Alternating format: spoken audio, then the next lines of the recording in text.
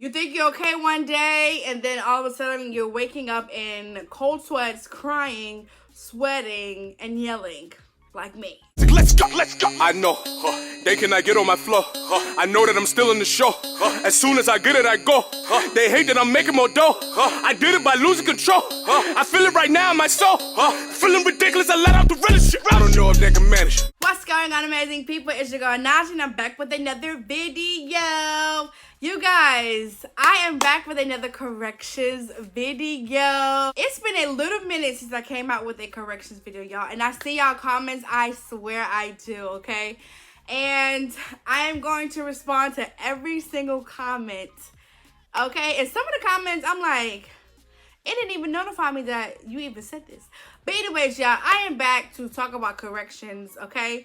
But in this video specifically, I want to talk about your mental health, okay? Working in corrections and your mental health, it kind of goes hand in hand. Because, for one, mental health is nothing to play with as it is, okay? Let's just take corrections out of it, okay? Taking care of your mental health is 100% important. But working in corrections and taking care of your mental health is a dire need, because I don't want you to end up like me, okay? I didn't do things that I was supposed to do, and it caused a lot of mess for me, okay? So, let's get right into the video. If you are new to any of my corrections video, please take a look at my corrections playlist. So if you don't know, I've spent several years in corrections with juveniles, adults, juvenile probation, all of that, okay? So I got a little bit of experience that I want to share to you guys, okay? While working in corrections, and I got my notes, y'all. Y'all do not get on me about my phone, okay? So working in corrections, you will see a lot of things. You will hear a lot of things. You will experience a lot of things that your brain may not process properly, okay?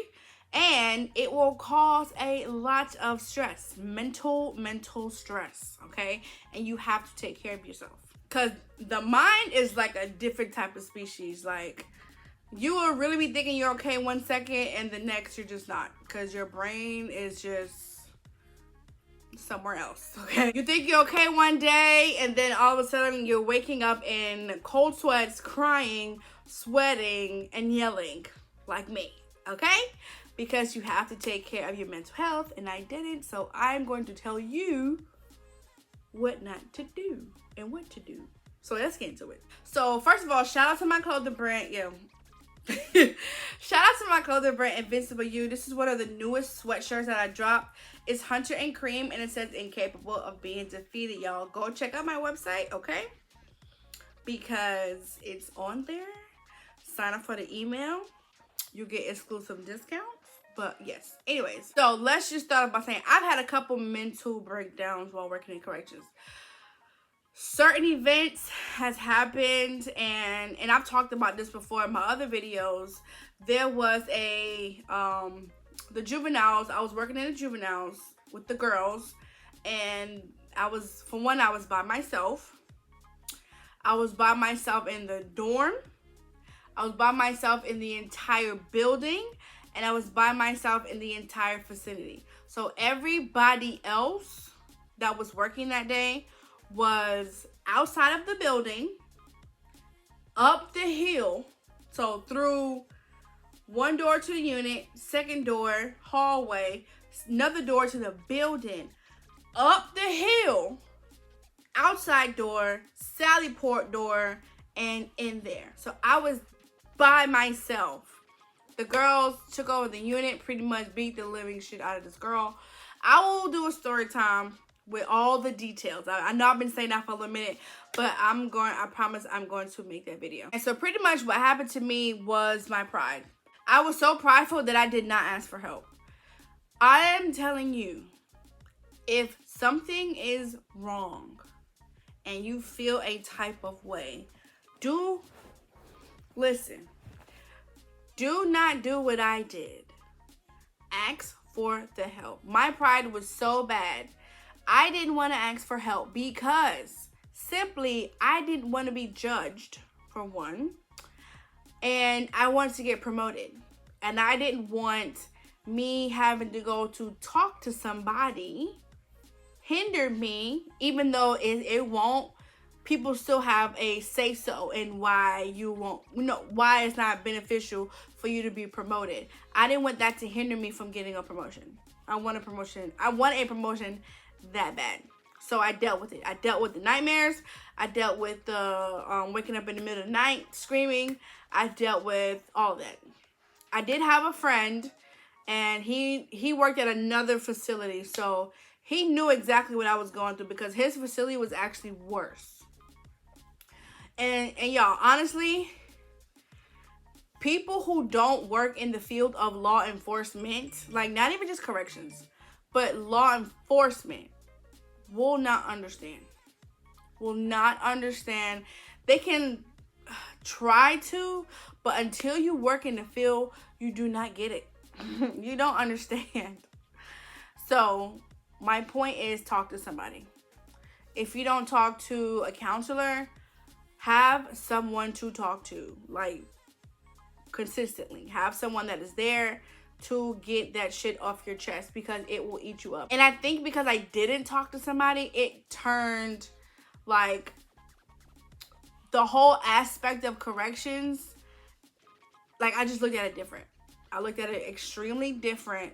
I looked at corrections a lot different because I didn't get the help that I did. I didn't process like what I went through. So I then turned to hate it. Like the one thing that I loved, and like I promise you, I had wanted to spend my entire career in juvenile corrections. But no, because I didn't process and work through those emotions, I grew to hate it. And I went from the juveniles to a level 1 facility with adults. And I thought, well, maybe it's the facility at the juveniles. So if I go to another facility, it'll be so much better. I got there to the adults. I want to say like a week in it. I'm like, I don't know. It's not it. Like, it's not it for me. And my phone going off. And then I got promoted in training. And I'm like, yeah, I'm finally getting the supervisory position that I've always wanted. It's going to be so much better for me. No. Absolutely not. It just got fucking worse. It got worse. Plus the supervisory role, and I didn't deal with shit on top of that. And I left, and my supervisor at the time was like, is there anything you could do? Is there anything I could do to get you to stay? And I'm like, no. I was like, look, I have a hard time asking for help, and I need to leave to work on some things because my mind is not here, like, at all. So I say all that to say this. If you are feeling overwhelmed or any type of abnormal feelings other than getting up, going to work, and doing your job, talk to somebody. Talk to somebody about how you feel, okay? Get that shit off your fucking chest because you need to. Don't harbor it in like I did. Do not, okay? That position it's not worth it. Not worth it at all, okay? So, for the second mental health tip, pretty much these are tips, right? I could just kind of name the title mental health tips, right? I didn't really think about that. The second tip I would say is take your fucking days, okay? You work, 9 times out of 10, you're working for corrections, it's either the state, fed, you get days, and your time, right? Take the fucking days, I promise you. It was me. Didn't take no day off, okay? I was at work all the time. All the time. I was at work all the time. And it didn't do no fucking good. I was at work when I was overwhelmed. I was at work when I was dealing with family problems, work problems, school. Because at first I was a full-time student and a full-time correctional officer. Still at work. Went to work all the time. Don't fucking do that. If you need a break, take your break. Take your time. Take your time, okay? It's not worth it. Now, I'm not saying create a pattern, okay? That's what I'm not saying. I'm saying if you feel any type of way and you need a break, get you a day. Recoup and come back, because you going to work stressed out and your mind ain't right, it's not gonna work. It's not gonna work. I promise you, speaking from experience. Take you a day. Okay? Now don't be selfish and keep taking days and the fucking shift is all messed up and stuff. Even though when you take a day off, you're not really thinking about the shift. But put your mental health first. Put yourself first. Okay? A lot of people, especially supervisors, are not gonna think like that. Like, I had a supervisor, y'all.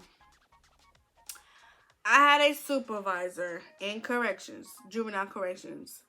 He would get mad when you took a day off. And when you came back, would put you in the worst dorm that there was. The worst boy dorm. My aunt died. I came back to work. He made this whole fucking speech about people laying out of work. My mother was in the hospital. And then the next day, he put me in the boy dorm over all of the men that was on the fucking shift. He's a weirdo. Then my mother was in the hospital for a couple days, so I had to take care of my sister, my little sister, myself, like all this stuff. Took some time off. Like not even just like a couple days, like not even, you know. And I come back to work. He throws me in the boys unit. Despite the man that is on the ship, you're gonna put a female in there because he was spiteful. But I dealt with it and I kept it moving, y'all. I'm not saying deal with those type of harsh conditions, because any job you go to, you're gonna have a stupid ass supervisor. I'm saying take care of your mental health, okay? I hope these tips really helped you in the field of corrections, because when I tell you I'm serious, I'm dead serious. Do not do what I did, okay? Take these tips and use them, seriously.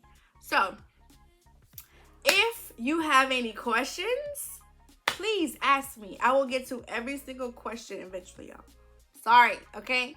If you want to know more information, also leave a comment below, okay? And at the end of the day, don't forget to pause. Don't forget to get your invisible merch, okay? Yes, okay. At the end of the day, don't forget to like, comment, subscribe to my channel.